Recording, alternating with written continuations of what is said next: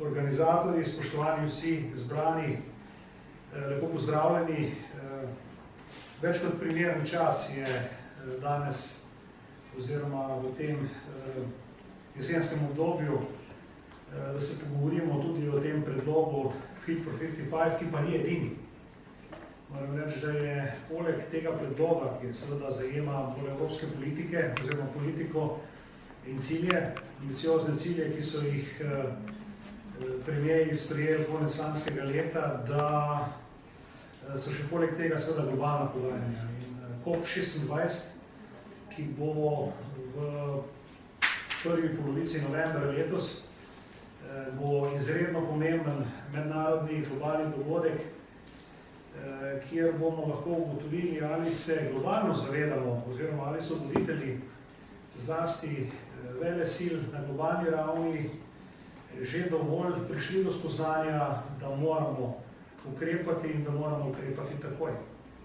Jaz mislim, da je Evropska unija tu vodilna, tudi najbolj ambiciozna, ne samo glede ciljev, tudi glede globalnih financ.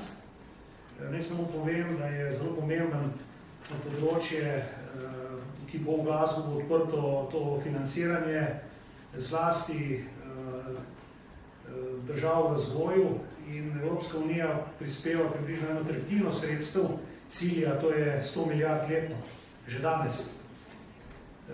Oziroma danes približno 25 milijard, pri čemer je že Evropska komisija sprejela še dodatnih 5 milijard. Je pa veliko vprašanje, ali je dovolj zavedanja po tem globalnem dogovoru sredi Amerike, Kitajske, Indije oziroma skupine G20 kot celote.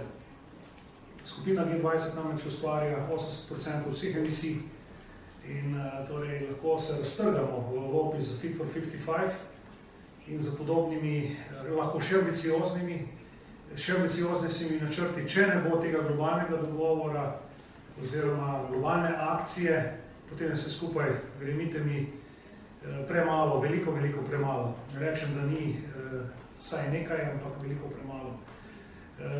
Ko sem na nedavni konferenci v Londonu govoril z Johnom Kerryjem, je povedal, da so v okviru G20 dosegli praktično vse dogovore razen enega, to je kako s subvencioniranjem premoga naprej.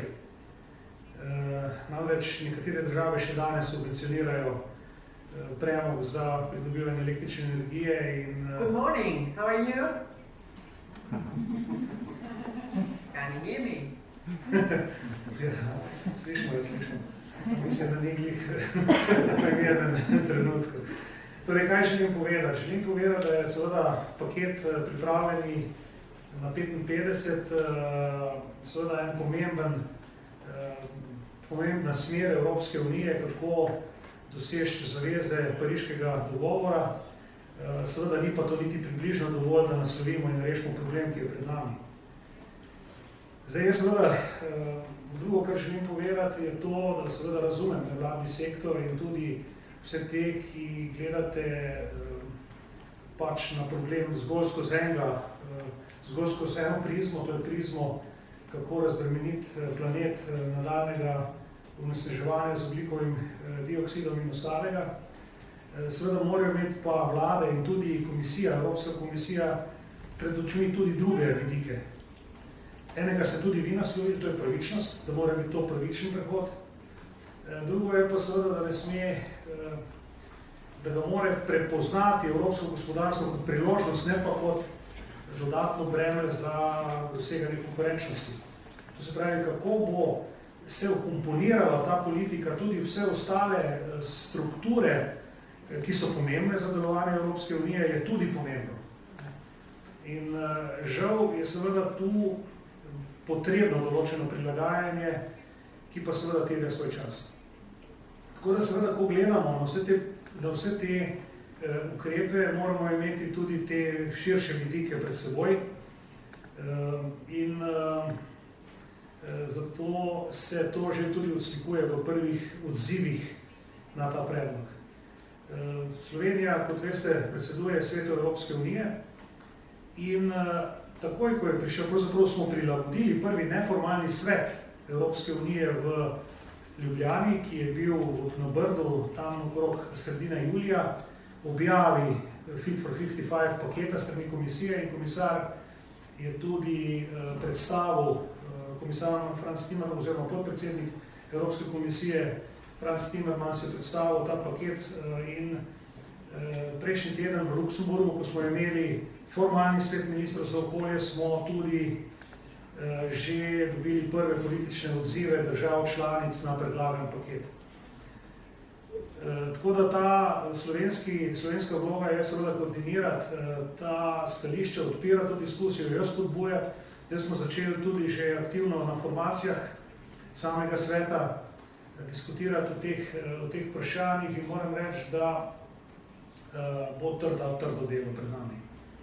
Nekatere države imajo zadržke do predlogov, zlasti do predloga vključitve prometa in stavb v nek poseben ETS sistem. To je za njih pravzaprav nesprejemljivo, ne da samo ni predlog kot tak vredo in potrebno popravko, ampak kot taka dva sektorja, da sta nesprejemljiva. Pričemer pa komisija tudi zelo jasno odgovarja, da seveda ta paket Fit for 55 ni samo postrežba, da vzamemo tisto, kar nam paše in zavrnemo tisto, kar ni v redu, temveč gre za celoto in če nekje nekaj ni v redu, je treba povedati, kaj pa je namesto tega, da dosežemo isti cilj. Zato bodo ta pogajanja trda, še posebno v luči določenih političnih dogajanj v Evropi. Zdaj, kot veste, v Nemčiji so bile volitve, Nemčija bo formirala svojo vlado v prihodnem, relativno, jaz mislim, kratkem obdobju, ampak bo trajalo tam nekje do novembra, decembra. Do takrat ni pričakovati nekih hudo jasnih stališč z njihove strani. Francija je pred volitvami naslednjo leto, tudi pomembna močna država članica in to bo vse imelo vpliv na dinamiko tega procesa prilagajanja oziroma Fit for 55. Zdaj, jaz sem optimist in Slovenija bo naredila vse, da naredimo na teh dosegih kar se da največji napredek. Na decembrskem svetu bomo tako imeli zaključke oziroma pač poročilo o napredku, se to imenuje, tega dosjeja in upam, da bomo zapustili Francozom, ki predsedujejo za nami, kar se da napredek na praktično vseh dosjejih. Zdaj, jaz bi še zelo rad izpostavil to horizontalno prepredenost dosjejev. Praktično ni dobenega dosjeja, ki ne bi imel vpliva, medsebojnega vpliva in tudi horizontalno medresorskega vpliva. Večina dosjejev sicer v pristojnosti Ministrstva za infrastrukturo, zlasti ko govorimo o prometu in ko govorimo o učinkoviti rabi energije, o energetiki. Seveda imamo pa tudi kar nekaj okoljskih teh dosjejev, konkretno 4 in kot vem, boste v nadaljevanju tudi podrobneje spregovorili o ETS in tudi o ne-ETS sektorju. Tako da jaz menim, da bo tu kar nekaj tudi priložnosti strani strokovnjakov iz Ministrstva za okolje in prostor, da bodo to pojasnili. Zdaj, glede na to, da je tu precej zastopan nevladni sektor, bi vam rad položil na dušo eno mojo, kako bi rekel, mantro, pa ne samo mojo, tudi širše. Poglejte, energetika ali pa proizvodna, bolje rečeno energetika je zelo širok pojem, zajema poleg proizvodne električne energije, seveda tudi ves promet, ki praviloma uporablja fosilna goriva, pa tudi ogrevanje, ki gremo iz kurilnega olja, pa tudi nekaj biomase, drva in podobno, tudi na zemeljski plin. Vse te panoge, zlasti promet in pa tudi ogrevanje se transformira na električno energijo. Z električno mobilnostjo, z prestavitvijo tovora iz cest na železnice, kar je vse v luči teh evropskih politik, pa tudi, ko govorimo o zamenjavi kurilnih naprav z toplotnimi črpalkami, se nam poraba električne energije povečuje. Mi si danes, pa tudi ne govorim tudi o druge politike, kot je digitalizacija, kot je četrta industrijska revolucija oziroma robotizacija in vse ostalo, vse to ima posledice na dvig uporabe električne energije. Mi lahko varčujemo, koliko želimo in bomo varčevali, to je pravilna usmeritev, vendar ne bomo mogli ustaviti naraščajoče porabe električne energije, ker gre za substitute, razumete, ker gre za zamenjavo virov iz fosilnih na področje električne energije. Seveda tu imajo prednost obnovljivi viri, vendar obnovljivi viri niso samo fotovoltaika in veter. In moramo imeti tudi močne podporne vire z odpirajočimi masami zaradi vztrajnosti sistemov. Sicer bomo imeli, verjemite, težave za zanesljivostjo oskrbe. Mi se lahko, če se odločimo, da se bomo imeli električno energijo samo takrat, ko bo sijalo sonce in ko bo veter, to ni problema. Da mi moramo živeti tudi takrat, ko vetra ni in ko sonca ni in sezonskih hranilnikov energije danes ni komercialno dostopnih. So pilotni projekti, so močne baterije, ki je, ne vprašajte, koliko stane to in če ne bi bilo to spodbojeno od drugod, tega ne bi bilo. Zato je seveda potrebno požreti, kot rečem, tudi kako grenko pilolo, zgraditi tudi kako dodatno hidroelektrarno, vem, da je precej nevladnega sektorja proti hidroelektrarno, zgraditi kakšno jedrsko elektrarno, pa drugi blok, lahko tudi te manjše, vendar tudi tu vidim, da je cela kupica proti. Zdaj, jaz sem prepričan, da je seveda pomembno vlagati v obnovljive vire, sončno in vetrno energijo, vendar vam z vso odgovornostjo zagotavljam, da to ne bo omogočilo zanesljive oskrbe Slovenije z električno energijo. Kaj pa pomeni biti energetsko odvisen? Pa lahko gledate danes. Danes mi lahko vplivamo na cene električne energije tudi za potrošnike v Sloveniji. Kolikor vem, nekateri domači dobavitelji električne energije ne bodo podražili, tudi naslednje leto ne. Zlasti tisti, ki imajo za seboj proizvodno.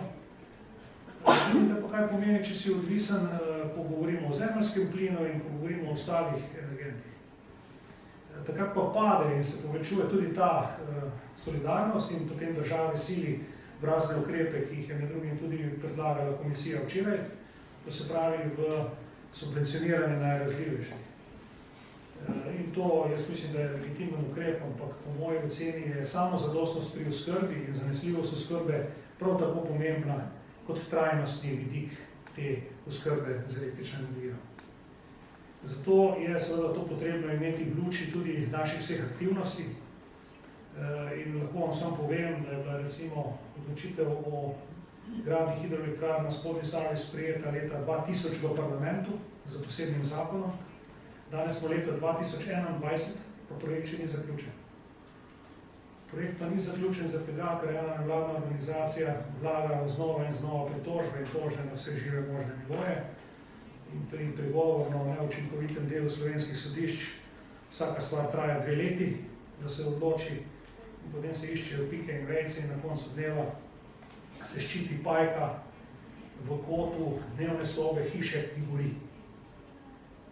Naš planet gori in če bo gorel naprej, bo tudi tisti pajk zgorel, da ga mi ščitila, pa ne. Tako da ne mi zameriti tega malo dodatnega provokativnega dela v okviru tega pomembnega dogodka, ki ga danes organizirate. Želim pa samo to povedati, da lahko računate na Ministrstvo za okolje in prostor in mene, da bomo v okviru pogajanj o paketu Fit for 55 zastopala ambiciozna evropska stališča, tudi ker vemo, da je to potrebno in nujno. Je pa potem potrebno zraven še kakšno drugo vprašanje, tudi vsak pri nas doma. Na koncu mi dovolite, da zaključim samo še s tem, da je pri pogajanju v paketu pripravljeni na 55 potrebno tudi razumeti, da imamo skupine držav, ki so zelo ambiciozne, ker so že v preteklosti marsikaj naredili, in da imamo med seboj države, ki imajo ogromne probleme s tem, kar se predlaga. Če pogledate recimo na Avstrijo, ki ima ogromno hidroelektrarno oziroma bazira na obnovljivih virih, in potem na drugi strani eno Poljsko, ki ima mislim, da okoli 80 do 90% vse energetike, stvarsti, ko govorimo o proizvodnji na premogu, potem veste, da sta te dve državi povsem v drugačnem izhodiščnem položaju in predlogi opustitve premoga in seveda izdrževanje pomenta zelo različno breme, zelo različno breme. Tako da tudi morate to razumeti, ko govorimo o seveda časovnici teh pogajanj. Jaz upam, da bomo uspeli ta paket spraviti do konca, ko govorimo o sprejetju na češkem predsedovanju približno čez 1 leto. Do takrat bomo, kar se Slovenije tiče, naredili vse. Mislim, da je ta paket potreben, nujen. In to pa ne sme ustaviti akcije držav članic v smislu tega paketa takoj. Mi lahko takoj ogromno naredimo in to tudi delamo skozi različne politike, spodbujanje obnovljivih virov, učinkovite transformacije prometa, več na železnice, manj po cestah, več električnih avtomobilov, več toplotnih črpalk sploh tam, kjer to gre. Tako da tukaj je eno je to, kako bomo ravnali, ko govorimo o teh aktih, drugo je pa to, kako lahko ravnamo v praksi. Torej, spoštovani, vsi skupaj smo na isti barki, želimo si sodelovanja tudi z nevladnim sektorjem, želimo pa tudi razumevanja nevladnega sektorja za kako stvar, ki je povezana prav s tem, kar sem prej rekel, tudi z konkurenčnostjo gospodarstva in seveda z zanesljivostjo oskrbe z energijo, ker to je tudi zelo pomembno. Toliko z moje strani, mora biti samo še to, čisto za zaključek, v vladno proceduro smo včeraj vložili tudi zakon o varstvu okolja, ki pomembno nadgrajuje zlasti tisti odpadkovni del, to se pravi, v celoti vključuje potrebo po proizvajalčevi razširjeni odgovornosti in uresničitvijo načela onesnaževalec plača, kajti odpadki so tudi zelo pomemben del teh prizadevanj po razogljičenju planeta. Tako da upoštevali smo vse tiste pripombe, za katere smo se dogovorili, tudi na naših usklajevanjih. Del nevladnih organizacij je tudi to dobil, tisti, ki ste bili aktivni takrat, ko smo se o tem pogajali, in jaz upam, da smo tudi s tem zakonom o varstvu okolja naredili en pomemben korak v pravo smer. Torej, spoštovani, želim vam plodno in koristno diskusijo v okviru tega dogodka in se vam zahvaljujem za povabilo.